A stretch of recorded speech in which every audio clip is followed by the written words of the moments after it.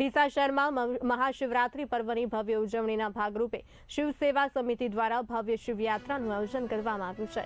આયોજનને લઈને આજે ડીસા દક્ષિણ પોલીસ સ્ટેશન ખાતે PIMB કોટવાલના અધ્યક્ષસ્થાને શાંતિ સમિતિની બેઠક યોજાઈ હતી, જેમાં હિન્દુ મુસ્લિમ સમાજના આગેવાનો ઉપસ્થિત રહ્યા હતા। શિવયાત્રાના આયોજકોને જરૂરી માર્ગદર્શન તથા સુરક્ષા સંબંધિત સૂચનાઓ આપવામાં આવી હતી। તમામ સમાજના આગેવાનો દ્વારા શાંતિ, સૌહાર્દ અને ભાઈચારા સાથે ઉત્સવ ઉજવવાનો સંકલ્પ વ્યક્ત કરવામાં આવ્યો હતો। ડીસા વાડી રોડ સ્થિત મુક્તિધામ ખાતેથી ઓમકારેશ્વર મહાદેવ મંદિરથી શિવયાત્રાનું ભવ્ય પ્રસ્થાન થશે, જે શહેરના મુખ્ય રાજમાર્ગો પરથી પસાર થશે। શિવ સેવા સમિતિ દ્વારા યાત્રાને શિસ્તબદ્ધ અને ભક્તિમય બનાવવા માટે તૈયારીઓ શરૂ કરી દેવામાં આવી છે। શિવ સેવા સમિતિ દ્વારા આયોજિત ભવ્ય શિવયાત્રા નિમિત્તે આજે દક્ષિણ પોલીસ સ્ટેશનમાં શાંતિ સમિતિની બેઠક બોલાવવામાં આવી હતી। એ સમિતિની અંદર અન્ય સંગઠનો હિન્દુ સંગઠનો પણ જોડાના હતા।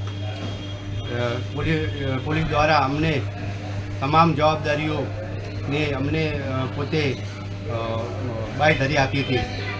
હું જીતુભાઈ પરમાર શિવ સેવા પ્રમુખની વતી ડીસાની સર્વ ધર્મ પ્રેમી જનતાને આ શિવયાત્રામાં પધારવા મારું હાર્દિક આમંત્રણ। હર હર ભોલે, જય શિવશંકર। આજરોજ શિવ સેવા સમિતિ દ્વારા એક શાંતિ સમિતિની પોલીસ દ્વારા બેઠક બોલાવવામાં આવી હતી।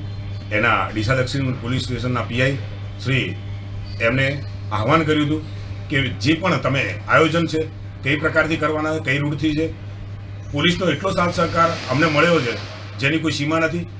આ 2 દિવસોના અંદર અમે ભવ્ય તૈયારીઓ કરવાના છે અને 15 તારીખે સવારે 10 વાગે મુક્તિધામ ડીસાથી શિવયાત્રા નીકળવાની છે। તો ડીસાની તમામ ધર્મપ્રેમી જનતા, ધાર્મિક સંગઠનો છે, ધારો કે હિન્દુ યુવા સંગઠન હોય, જેવા કેટલાય બધા ડીસાના અંદર જે સ્થાનિક સંગઠનો ચાલતા છે, એ લોકો અમારા સાથે જોડાય અને આ શિવ સેવા સમિતિ જે આયોજન કર્યું છે શિવ યાત્રાનું, એના અંદર ભવ્ય શિવયાત્રા નીકળે અને ડીસાની તમામ ધર્મપ્રેમી જનતા આમાં જોડાય એવા શિવ સેવા સમિતિ દ્વારા હું તમામ ડીસાના લોકોને આમંત્રિત કરું છું અને પધારવાનું આહવાન કરું છું।